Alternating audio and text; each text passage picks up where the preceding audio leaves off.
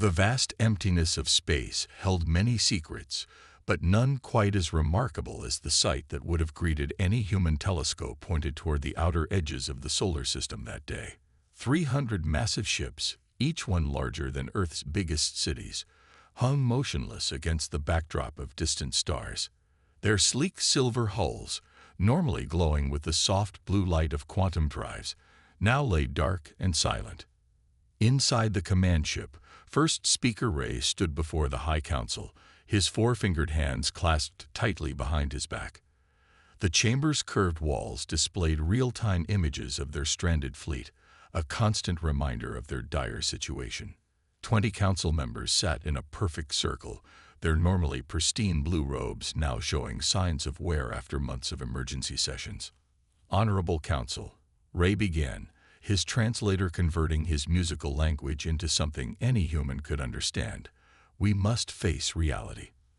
Our attempts to repair the quantum drive systems have failed. Again. The council chamber erupted in worried murmurs. They had good reason to be concerned. Behind their fleet, their home star was dying, its violent death throes already beginning to tear apart their outer colonies.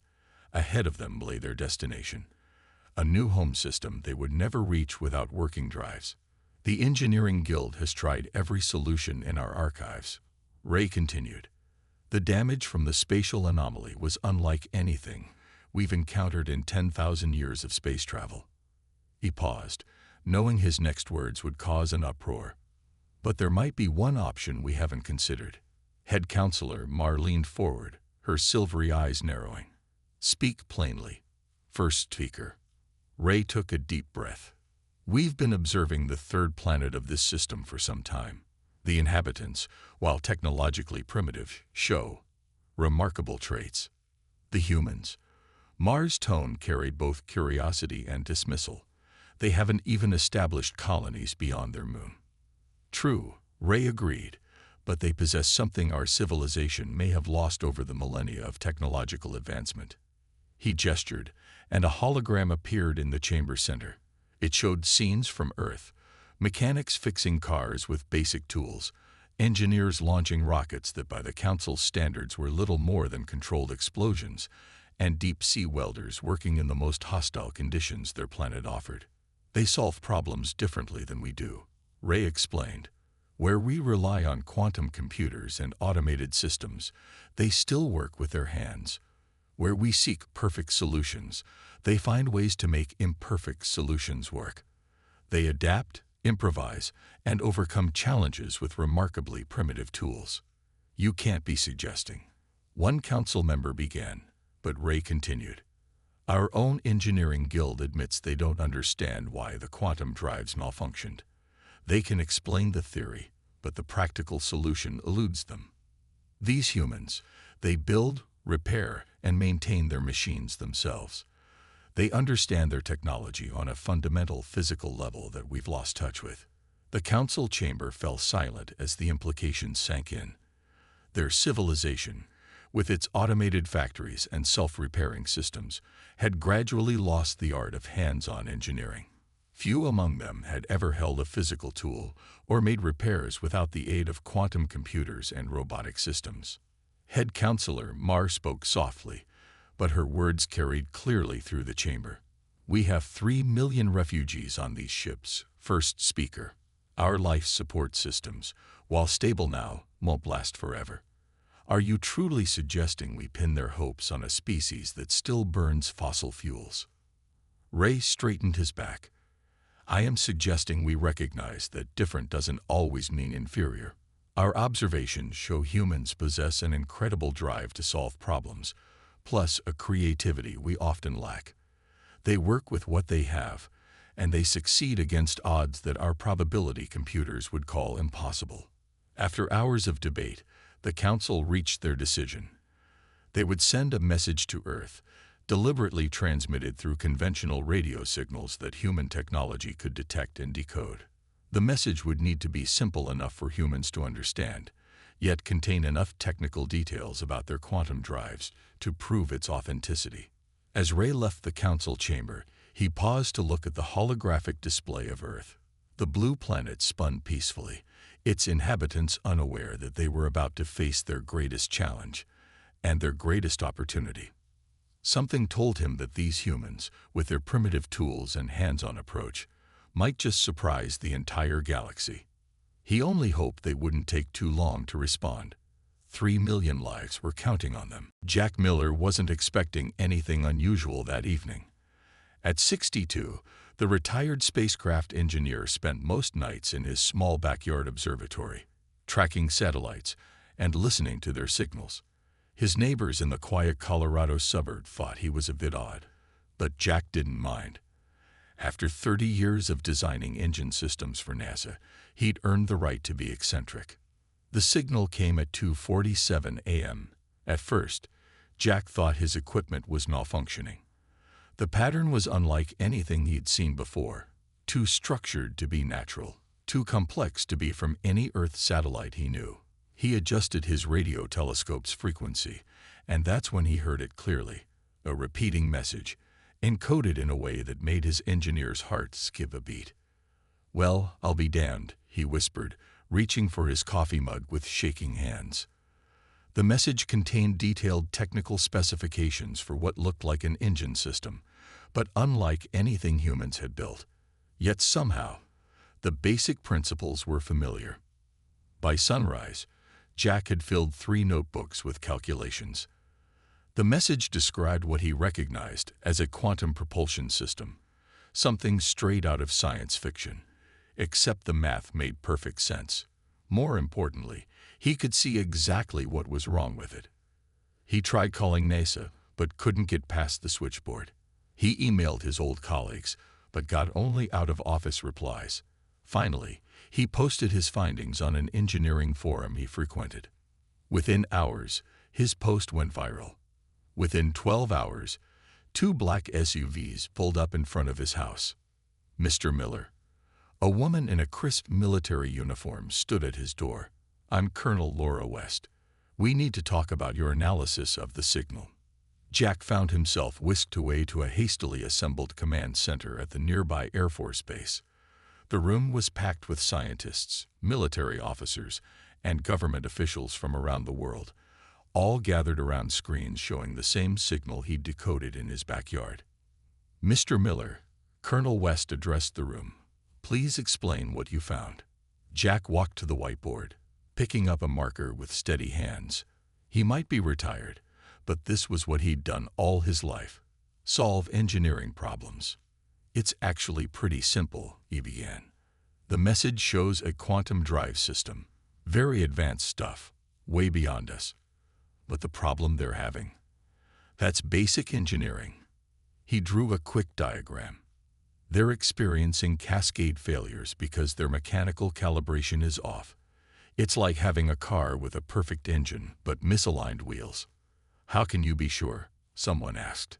"Because I've seen this before, just on a much smaller scale. When we were developing new engine systems for the space shuttle, we had similar issues. Different technology, same principle.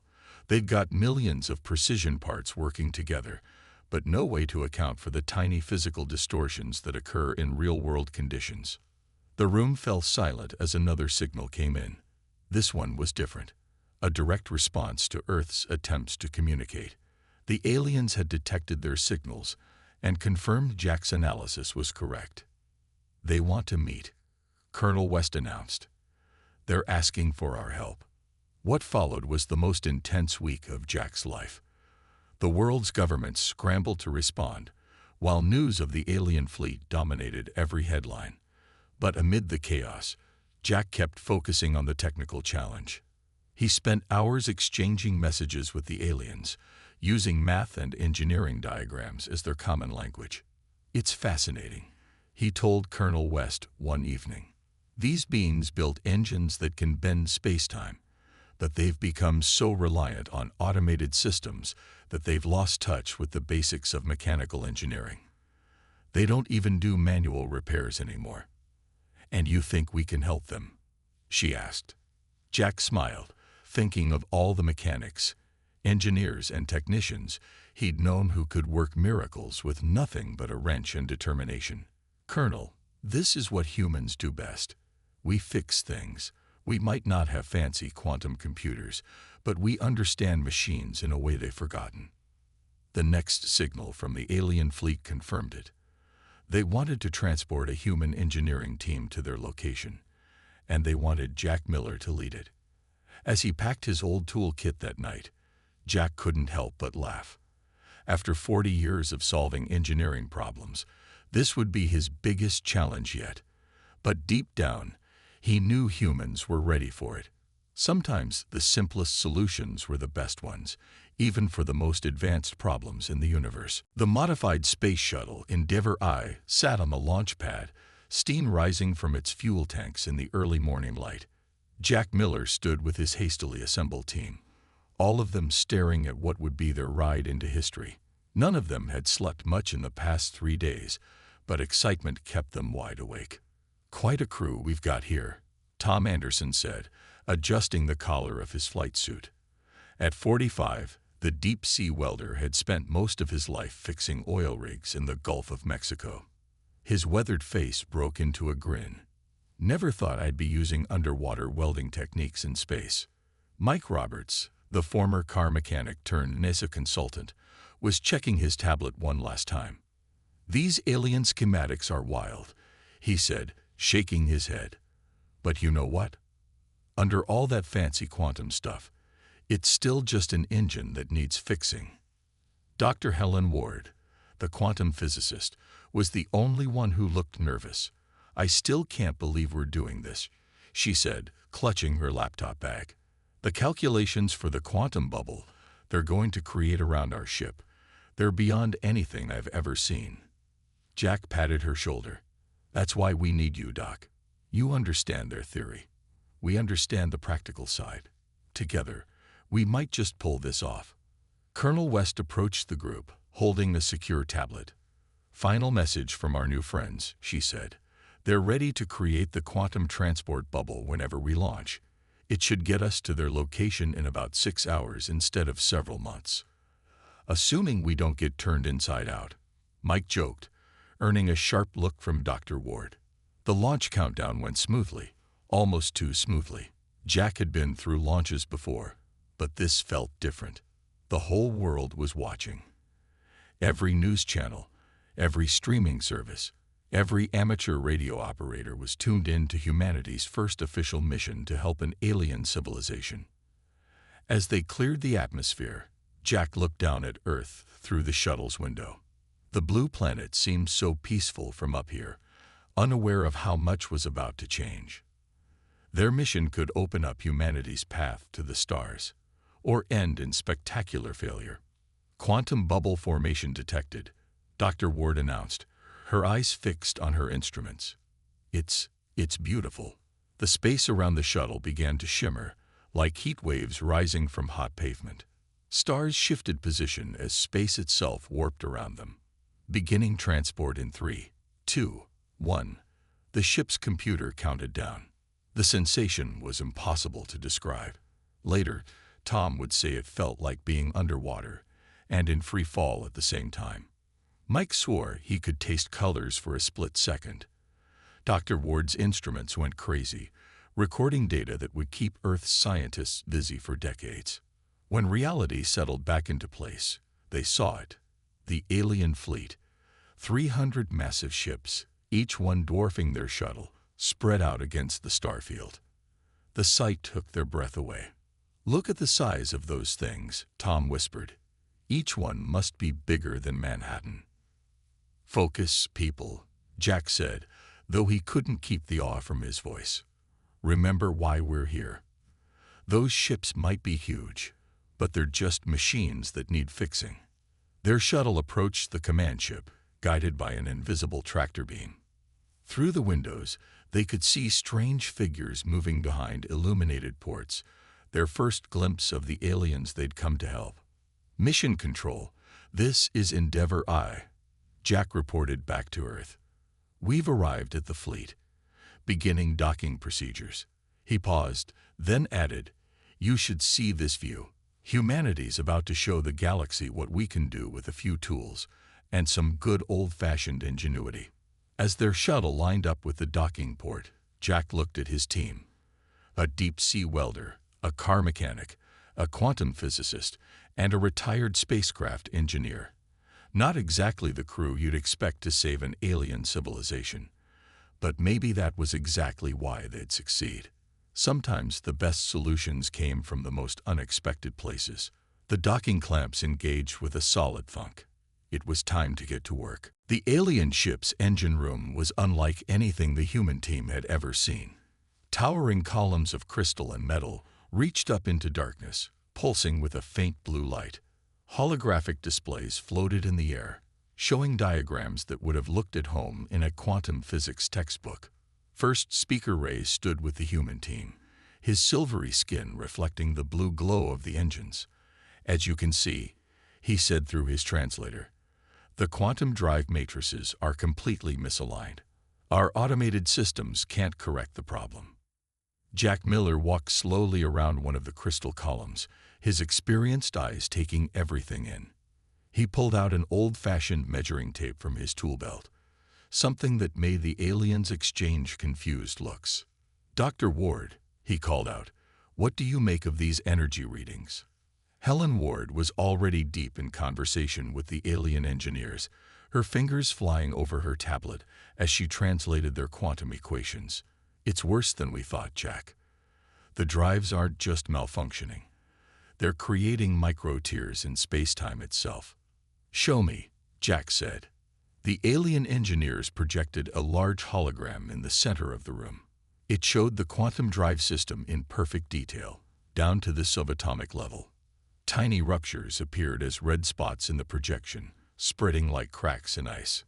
Tom Anderson, the deep-sea welder, stepped closer to one of the crystal columns.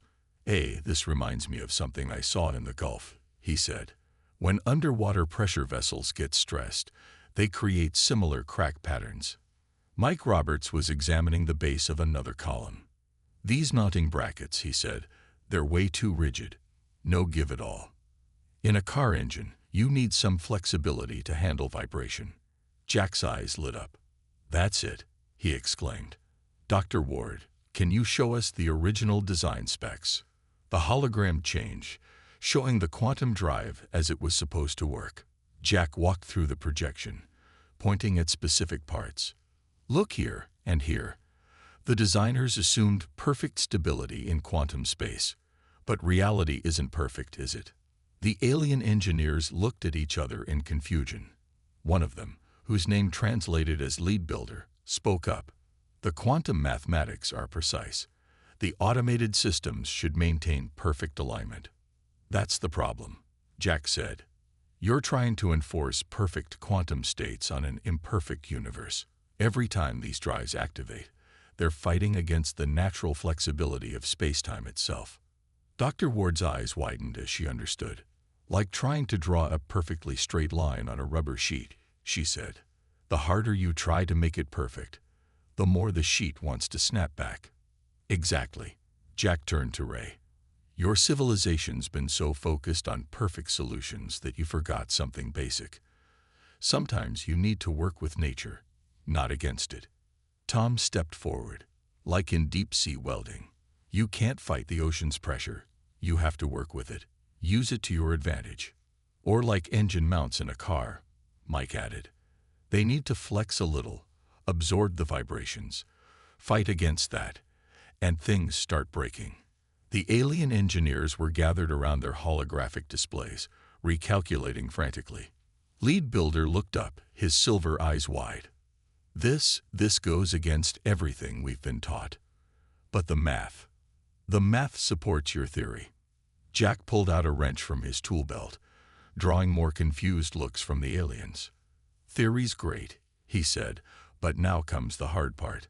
These drives need physical calibration, by hand. Something your automated systems can't do because they're too busy trying to be perfect." Ray looked at the wrench, then at the massive engine room surrounding them. "You want to adjust our quantum drives, manually, with physical tools." "Exactly," Jack grinned. "Sometimes the simplest solution is the best one. Tom, Mike, we're going to need to fabricate some special tools. Dr. Ward, work with their engineers to figure out exactly where these space-time tiers are forming. As the team spread out to begin their work, Ray watched in fascination. These humans, with their primitive tools and hands-on approach, had seen in minutes what his civilization's best minds had missed for months. Perhaps, he thought, they had all become too reliant on perfect solutions in an imperfect universe. The real work was about to begin, and they had 3 million lives counting on them to succeed. Tom Anderson stood in the alien ship's fabrication bay, watching in amazement as their molecular assemblers created the tools he had designed. What would have taken weeks to manufacture on Earth was being made in minutes. The modified deep-sea welding equipment, adapted for space use, looked both familiar and strange. "Never thought I'd see a plasma torch built by aliens," he said, picking up the finished tool. Despite its advanced materials, the grip felt comfortable in his hand, just like working underwater, except the pressure's going the other way. Mike Roberts was at another station, directing the assemblers to create what looked like oversized socket wrenches. "These should let us adjust those quantum crystal alignments manually," he explained to a group of fascinated alien engineers. "Sometimes you need to feel the resistance to know when something's right." Dr. Helen Ward sat surrounded by holographic displays, working with Lead Builder to map out the space-time distortions. "The tiers are forming in a pattern," she announced. "Look, they follow the crystalline structure of the drive cores. If we adjust the alignment here, here, and here," she pointed to different spots on the display, "we can work with the natural quantum flow instead of against it." Jack Miller stood at the center of it all, coordinating the team's efforts. He had spent the last few hours teaching the alien engineers something they had never considered before: the importance of mechanical feel. "Your automated systems are too perfect," he explained to Ray and the alien council members who had gathered to watch. "They try to force absolute precision in an imperfect universe. What you need is something we call mechanical tolerance, a bit of give that actually makes the whole system more stable." To demonstrate, Jack pulled out his old wrench and one of Mike's newly fabricated tools. "Feel the difference," he said, handing them to Ray. The alien leader awkwardly held the tools, his four-fingered hands adapting to their shape. "The quantum drive crystals are like any other mechanical system," Jack continued. "They need room to flex, to adapt to the stresses of space-time. Your computers are trying to hold them perfectly rigid, and that's what's causing the tears." Lead Builder, who had been skeptical at first, now nodded in understanding. "Like forcing a river to flow in an absolutely straight line," he said. "The more you try to control it, the more it fights back," Tom finished. "Exactly. In deep-sea work, we learned it the hard way. You can't fight the ocean. You have to work with it." The team had developed a three-part solution. First, Tom's modified welding techniques would help stabilize the quantum crystal matrices. Then Mike's custom tools would allow for manual adjustment of the crystal alignments. Finally, Dr. Ward's calculations would guide them to find the natural harmonic points where the quantum fields would be most stable. "It's not about perfect alignment," Dr. Ward explained to the alien engineers. "It's about finding the sweet spot, the point where the quantum fields naturally want to settle." The aliens watched in amazement as the human team prepared for their first test on one of the smaller drive crystals. Tom suited up in a modified spacesuit, his new tools attached to his belt. Mike double-checked the custom wrenches, while Dr. Ward monitored the quantum field displays. "Remember," Jack told the alien observers, "what you're about to see might look primitive compared to your technology. But sometimes the old ways are the best ways." As Tom began his work, carefully adjusting the crystal matrix with his hybrid human-alien tools, the quantum field displays showed something remarkable. The micro-tears in space-time weren't just stopping, they were healing themselves. "It's working," Dr. Ward exclaimed. "The quantum fields are naturally repairing the damage now that they're not being forced into artificial patterns." Ray watched in wonder as the simple, manual adjustments accomplished what months of automated attempts had failed to do.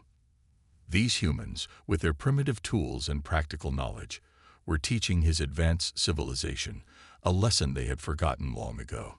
Sometimes you had to get your hands dirty to solve a problem. The real challenge still lay ahead.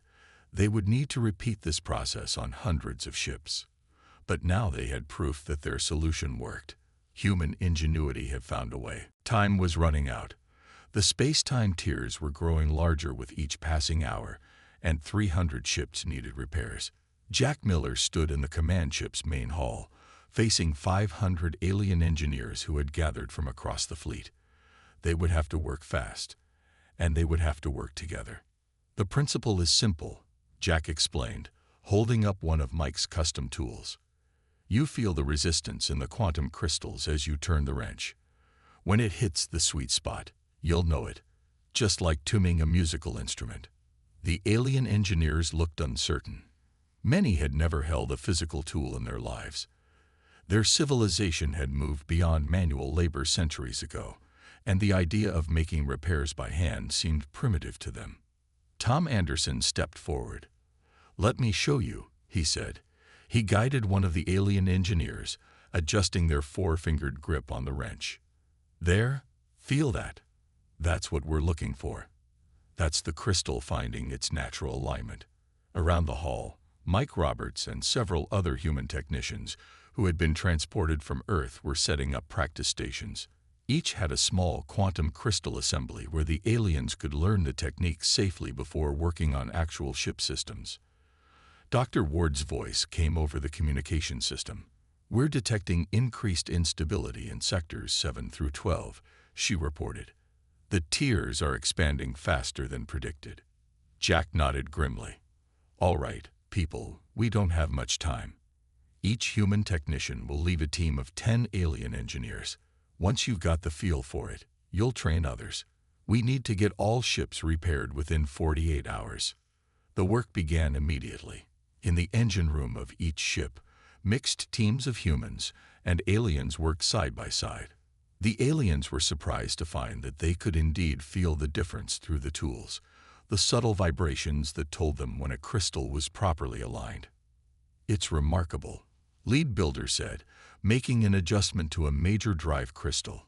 "Our sensors show perfect quantum harmony, yet we achieved it through such simple means." Tom, working nearby, grinned inside his spacesuit. "Sometimes the simplest solution is the best one. Your automated systems were overthinking it." The news spread quickly through the fleet. The repairs were working. Ship after ship reported their quantum drives returning to stable operation. The space-time tiers were healing themselves once the crystals were properly aligned. But they faced another challenge. As they repaired more ships, the remaining tiers began to intensify, as if fighting back against their efforts. "The space-time fabric is like a stretched rubber sheet," Dr. Ward explained during an emergency meeting. "As we fix each section, the stress increases on the damaged areas that remain. Then we need to work faster," Jack decided. He turned to Ray. "We need more teams. Every engineer who's learned the technique needs to teach 5 more, right now." Ray nodded, immediately broadcasting orders throughout the fleet. The alien civilization, which had relied on automation for so long, was rediscovering the value of hands-on work. Engineers who had spent their careers monitoring computers were now learning to trust their own senses. In the engine rooms across the fleet, the scene was the same. Aliens and humans working together, teaching each other, combining the best of both worlds. The aliens provided their advanced understanding of quantum mechanics, while the humans shared their practical experience and intuition. "Feel that vibration," Mike told his team as they worked on the crystal matrix of the 100th ship. "That's the sweet spot. The quantum fields want to align naturally. We just have to help them along." As the hours passed, their progress accelerated. Each successful repair made the next one easier, as the aliens quickly mastered the human techniques. What had seemed primitive to them at first was proving to be exactly what they needed. Looking out at the fleet from the command ship's viewport, Jack could see more and more ships lighting up with the soft blue glow of properly functioning quantum drives. They were going to make it, and in the process, they were teaching an advanced civilization something they had forgotten. the value of getting their hands dirty and feeling the work instead of just thinking about it. 6 months after the successful repair of the alien fleet, Jack Miller stood at his backyard observatory, looking up at the stars. The fleet was long gone, continuing their journey to their new home. But what happened during those intense days had changed both civilizations forever. His phone buzzed, a message from Tom Anderson, who was now heading Earth's first interstellar engineering program. The aliens had kept their promise, establishing a permanent technology exchange with humanity. But it wasn't just their advanced technology they wanted to share. They wanted to learn from humans too. "You won't believe what happened today," Tom's message read. "The aliens just finished building their first manual repair training facility on Mars. They're calling it the Miller Institute of Practical Engineering." Jack smiled, remembering how it all ended that final day on the fleet. The last ship's quantum drive had hummed to life, its blue glow joining the others in the vast darkness of space. Lead builder had approached him, holding one of Mike's custom wrenches like it was a precious artifact. "Our civilization has traveled the stars for 10,000 years," Lead builder had said. "We built machines that could bend space-time itself. Yet we nearly failed because we forgot something so simple, the value of human touch, of feeling the work instead of just calculating it." The Alien Council had been quick to recognize the implications. Their reliance on perfect automation had become a weakness. While their technology was incredibly advanced, they had lost something important along the way: the practical skills and intuition that humans still possessed. Now, 6 months later, the changes were spreading throughout both civilizations. Earth had gained access to incredible alien technology, but they were integrating it their own way, keeping the human element central to everything they built. The aliens, in turn, were rediscovering the value of hands-on work and practical problem-solving. Dr. Ward had stayed behind on Mars to help establish the new Joint Research Facility. Her latest paper, Quantum Mechanics and the Human Factor, was revolutionizing how both species thought about technology. The simple techniques they used to save the fleet were being applied to everything from starship design to everyday tools. Mike Roberts was traveling between Earth and Mars, teaching both humans and aliens what he called the art of mechanical intuition. His garage-turned-classroom was always full of alien students eager to learn how humans could feel the right way to fix things. Jack's phone buzzed again. This time, it was a message from Ray, sent across the vast distance between stars. The fleet had successfully established their new colony, and they were building it differently than planned. Instead of relying purely on automated construction, they were combining their advanced technology with hands-on human techniques. "Our children will learn both ways," Ray's message said. "They will know the precision of quantum computers and the wisdom of human hands. We will never forget what your people taught us, that sometimes the simplest solution is the best one." The story of how humans saved the alien fleet had spread across the galaxy. Other advanced civilizations were reaching out to Earth, not just to share their technology, but to learn. Humanity's primitive approach to problem-solving was being recognized as something valuable and unique. Jack put his phone away and adjusted his telescope. The new quantum communications array the aliens had helped build, with plenty of human modifications, stood next to his old radio equipment. It was a perfect symbol of what they'd achieved, the best of both worlds working together. "Who would have thought," he murmured to himself, "that the galaxy's most advanced civilizations would need to learn something from a bunch of humans with wrenches?" A bright light streaked across the sky. Another ship entering Earth's atmosphere, probably bringing more alien engineers eager to learn the human way of doing things. The universe, it seemed, had a sense of humor. In seeking to save an alien fleet, humanity had found its unique place among the stars. Not as the most advanced civilization, but as the ones who remembered something the others had forgotten: the irreplaceable value of human ingenuity, practical skills, and the simple wisdom of working with your hands.